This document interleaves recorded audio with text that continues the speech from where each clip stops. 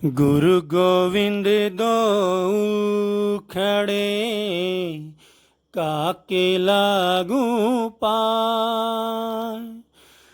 बलिहारी गुरु आपने जिन गोविंद दियो मिलाए। कबीरा गोविंद दियो मिलाए। हंसती चढ़िए ज्ञान को सहज दुली चाडारी।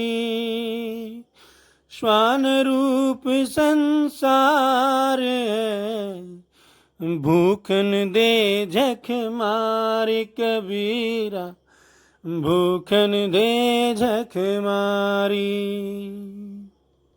नमस्कार दोस्तों, कबीरदास एक ऐसा व्यक्तित्व है जो किसी परिचय का मोहताज नहीं है। आज जन जन की जुबान पे इनके पद और इनके दोहे विराजमान हैं। सभी को इनके पद और दोहे बड़े अच्छे लगते हैं। हों भी क्यों ना, दिल से कही हुई बात दिल को छू ही जाती है। हम उसी महान संत के विषय में कुछ और जानने का प्रयास करेंगे। तो आइए देखते हैं उनका जीवन परिचय। कबीर हिंदी साहित्य के स्वर्ण युग भक्ति काल की निर्गुण भक्ति काव्य धारा के ज्ञानाश्रयी शाखा के प्रमुख कवि हैं। वे क्रांतिकारी समाज सुधारक थे। कबीरदास जी के जन्म के बारे में बहुत सारी किंवदंतियां प्रचलित हैं। उनके जन्म के संबंध में एक दोहा बड़ा प्रचलित है। 1455 साल गए चंद्रवार एक ठाठ ठये। जेठ सुदी बरसायत को पूर्णमासी प्रकट भय। परंतु क्योंकि उनके अपने किसी भी ग्रंथ में उनकी जन्म तिथि के विषय में नहीं लिखा गया है, इसलिए विद्वानों में उनके जन्म तिथि के विषय में मतैक्य नहीं है। कुछ विद्वान उनकी जन्म तिथि कुछ और बताते हैं, कुछ अन्य कोई तिथि मानते हैं। परंतु आज एक ऐसी स्थिति है कि अधिकतर जो विद्वान हैं वो 1398 ईस्वी को कबीर के जन्म के रूप में स्वीकार करते हैं। इनका जन्म काशी में हुआ था, ये सर्वमान्य है। और उनके गुरु रामानंद जी थे, ये भी सर्वमान्य है। ऐसा माना जाता है कि कबीर निरक्षर थे, अर्थात अनपढ़ थे।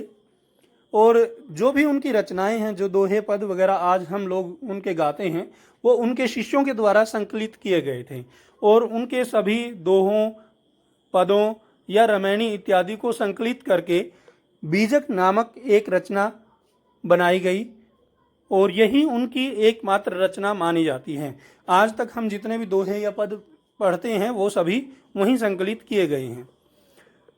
उनकी मृत्यु के विषय में एक किंवदंती है कि उस समय मगहर एक ऐसा स्थान माना जाता था कि वहाँ पर जिस व्यक्ति की मृत्यु होगी वो नरक में जाएगा। ऐसा अंधविश्वास लोगों के अंदर था। इसी कारण से जब लोग मरणासन स्थिति में पहुँचते थे तो मगहर के निवासी भी अपने परिवारजनों को ले जाकर के काशी में रख लेते थे और काशी में उनकी मृत्यु होने पर उनको स्वर्ग की प्राप्ति होगी, ऐसा वो मानते थे।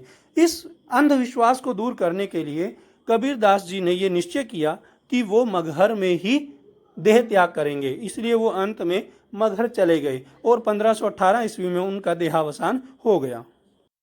कबीरदास जी अपनी बात को साफ एवं दो टूक शब्दों में प्रभावी ढंग से कह देने के हिमायती थे। आचार्य हजारी प्रसाद द्विवेदी ने कबीर को वाणी का डिक्टेटर कहा है, क्योंकि वे अपनी बात को कहने के लिए भाषा को अपने ढंग से तोड़ मरोड़ देते थे। बात सीधे सीधे अगर उनकी भाषा में आ जाए तो ठीक है, नहीं तो वो भाषा को बात के अनुसार बदल लेते थे। जितना विवाद उनकी जन्म तिथि के विषय में रहा, उससे कहीं ज़्यादा विवाद उनके जन्म कुल के विषय में रहा।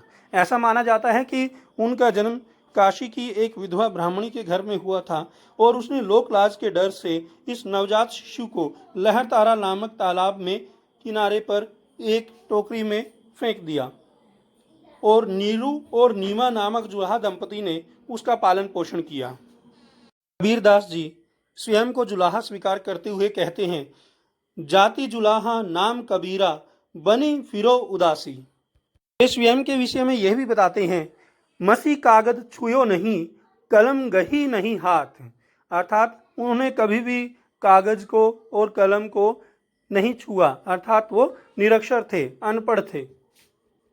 उन्होंने जो भी ज्ञान प्राप्त किया वो इधर उधर घूमते हुए संतों के साथ बैठकर प्राप्त किया। दास जी किताबों में लिखी हुई बातों की बजाय आंखों देखी बातों को ज्यादा महत्व देते थे।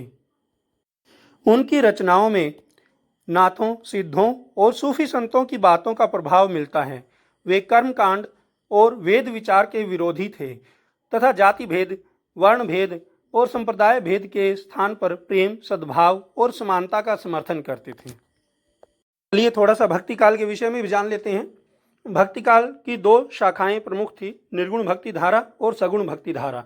निर्गुण भक्ति धारा में लोग ईश्वर के निर्गुण निराकार रूप को एक ज्योति स्वरूप में ईश्वर को पूजते थे, परंतु सगुण भक्ति धारा में लोग उनको एक सगुण रूप में जैसे राम, कृष्ण, शिव इत्यादि के रूप में पूजते थे। तो निर्गुण भक्ति धारा की दो शाखाएं आगे हुई, ज्ञानाश्रयी शाखा और प्रेमाश्रयी शाखा।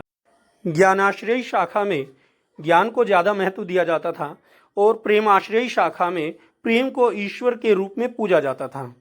ज्ञानाश्रयी शाखा में कबीर, नानक, रैदास और दादू दयाल प्रमुख संत रहे और वहीं प्रेमाश्रयी शाखा में मलिक मोहम्मद जायसी, मज्झन और कुतुबन ये प्रमुख संत कवि रहे।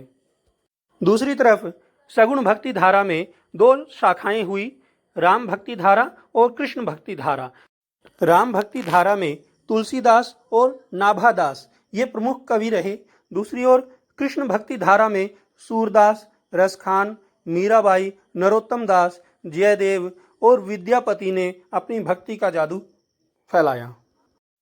कबीरदास जी के पदों और दोहों के विषय में मैंने अपने चैनल पर बहुत सारी वीडियो डाली हैं, आप ज्ञानार्जन के लिए उनको देख सकते हैं। धन्यवाद।